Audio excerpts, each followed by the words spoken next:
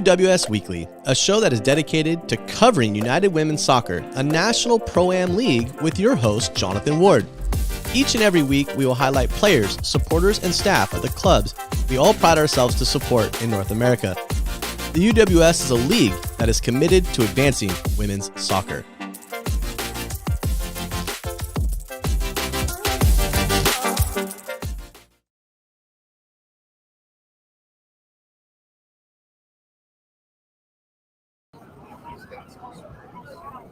All right, what's going on, everyone? We are live here in Kansas City at the United Soccer Coaches Convention. I am proud and pleased to be joined this afternoon by new CEO of the UWS, Roberto Aguas. Roberto, thanks for taking the time to join me, my friend. How are you? Thanks, Jonathan. It's been great, and it's great to have you here. It's an awesome opportunity, great weekend by United Soccer Coaches. They put on a great showcase and exhibit. We're excited for next year. I think it's going to be a great opportunity. But Roberto, I wanted to have you on today to talk a little bit. We had two meetings yesterday. We had the UWS AGM, and you actually met with the USASA, talking about kind of the future of the amateur player realm. But I want to get into the AGM first. I want to talk a little bit about some of the exciting news that was shared with our partners in the community. Yeah, listen, it's been a fantastic convention. We try to have our AGM here every year, and we were able to have 90 of our members clubs join us, both virtually and in person. I was actually very pleased that we had a number of them actually live, which was fantastic. All of our executive team was there, and we had some very important announcements. Some great opportunities. We see Stephanie Cleves, who was the former executive director, now stepping into vice president, and Jeremy Sampson joins us as the director of operations. What do those two moves mean for the future of the league? Yeah, I'll start with Jeremy. Jeremy is somebody that we sought after for a few months, actually. Jeremy has a lot of experience having run both a women's team in our organization as well as a USL2 men's team. So has a tremendous amount of experience of being on the other side. We spoke with Jeremy for quite a while to have him come on board. Jeremy is going to fill a critical role. As we've expanded now to 90 member clubs, we need somebody else on board that's going to be full-time focusing on servicing them. And we're incredibly proud. We announced, as you know, a couple of years ago, Stephanie Cleves joined us as executive director. We think a woman being in charge of our organization is critical. And I was proud as the new CEO to promote her to vice president. We announced it yesterday, and I look forward to continue to work with Stephanie. Stephanie, I've been working for many years, and she's doing a fantastic job. She is doing a great job, and the job's not done, right? We have a lot coming on. We actually made a really big announcement yesterday to our partners about UWS Pro. Can you give us some insight into that and what that's going to entail coming up here probably in a week? Yeah, listen, it was one of the most exciting pieces of information and news that we released yesterday. We've been working on it for probably close to a year and 6 months very heavily. We're working with US Soccer. We have another meeting with them on Wednesday. And we announced it to our internal clubs for them to start putting together the interest form to see if they meet the professional league standards. But one of the goals that we've had from inception was to have a tiering system. So we launched a year ago the UWS2 that has now grown to 45 member clubs throughout the country in 22 states. Absolutely. And that allows you to be promoted to the UWS. And our goal is to have the UWS Pro launch hopefully in 2024.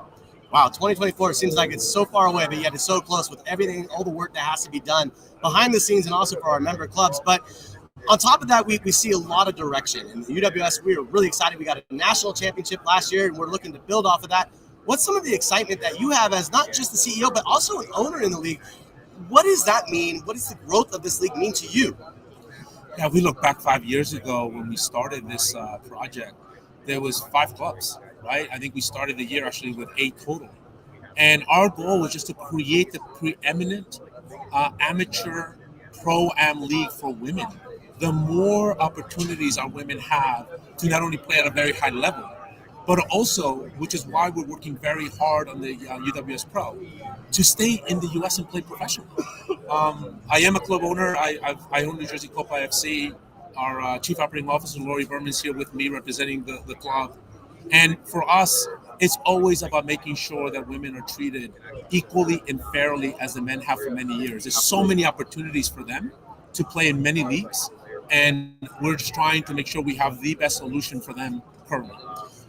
What are some of the things that people might not be aware of or that they need to be aware of going forward with the club? And then we'll talk a little bit about the other meeting that took place. But what are some other highlights that we can take away to talk about to give to our community? Yeah, we have a couple things that I think are pretty exciting. One of them is that we are expanding our reach and our reach throughout the country. We have a great presence still in Canada that allows us to have some international exposure. We're working with the Italian Federation to have a connection for our women to go play abroad in Europe. That's always been very exciting. And as you see Veo in front of us and Select, we have close to 12 national partners that brings value add to all of our members. And we have some other announcements coming up on the membership side. Our goal is to help all of our club owners, all of our club executives, leverage the economy of scale of us together so that they can get value add for their clubs. And if you think about the club and the growth of the league, right, we've seen throughout the regions in America and in Canada, the growth of the game. And I think the national championship really showcased the talent that's in the league. Only 4 teams, a small sample size, but we're definitely seeing a lot of growth as it relates to the community. So that's exciting. I can't wait to see what happens this year in the Summer of Soccer. Let me comment on that, Jonathan. Actually, you were there. You did a great job in our live shows at the National Championship. You did the play-by-play. This year, we had 5 players selected in the UWSL draft. We now have 100 players playing professionally. If you just think of that concept, right, in a short 5 years, we have 5 women who we have supported through the process to sign professional contracts and live their dream. At the last year's Final Four, we saw an incredible level of talent. And we saw one other piece that is going to be an announcement coming up this year. We saw a lot of very young players as young as 14 and 16 playing at this level. It was incredible to watch. So we have some exciting announcements coming up in which we're going to expand to slightly younger ages as well. So stay tuned. Future is bright for UWS, but it wouldn't be a convention without some of the other behind-the-scenes conversations, I guess you could say. So tell us a little bit, Roberto, you had a meeting yesterday with John Mata and Duncan as it related to kind of the future of amateur soccer here in America. Give us some insight into that meeting. Yeah, John Mata actually put together a meeting of the minds of the top amateur, adult amateur level leagues. It was great to have everybody in the room. The one thing that we did do is we pushed very hard to have equality in the women's side. The USASA is about to announce that they're going to put together a board seat for the amateur adult side. And we pushed very hard to also have a seat on the women's side. John has been a supporter of our league from the beginning. This is our 5th year. They sanction, obviously, our league. And we look forward to continuing to build that relationship and use the economy of scale on that side as well to have a bigger voice for those players that play amateur soccer in the U.S. I think one of the big things that people are talking about on social media is the idea of an Open Cup concept. Can you give us some insight into that Open Cup idea that was spoken of? It's an interesting topic, as we all know that we've been in this game for quite a while, that we've been trying to push for an Open Cup on the women's side for many, many, many years, and it just hasn't happened. I think yesterday we took a step forward in trying to find a step in between so that we can have a cup maybe that is not yet the Open Cup for women, so that we can show the U.S. Federation that it can happen. John was supportive of that. Duncan took it to kind of put us all together, a committee to try to make that happen. And I think it's going to happen, hopefully, because women deserve that opportunity to showcase their talent at a bigger level against other clubs, just like the men do with the U.S. Open Cup. But I think women also deserve that opportunity to help advance the cause of women's soccer. Yeah, for sure. Listen, I think there's a lot of certainly disappointed people that it hasn't happened yet. But we're very eager and we're very excited that we think we're going to push that and make it happen in the very near future. Baby steps. It all takes baby steps. Exactly. And I think the one thing that I took away from, he joined us at the AGM yesterday. I think the one thing that I took away from was the conversation about potentially doing a CONCACAF style tournament as well. What are your thoughts on that? It was very interesting. I'll let you guys have a little bit of insight at the meeting with USASA. John actually invited Carlos Cordero, who's running for president again of U.S. Soccer. And Carlos announced that he had been working prior in putting together an amateur competition with Europe.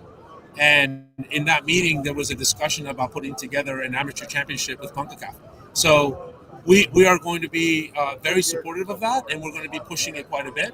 But exciting news. Listen, if half of the things that we talked about become reality, it's just moving the platform forward for women, which we're incredibly dedicated and excited to be part of.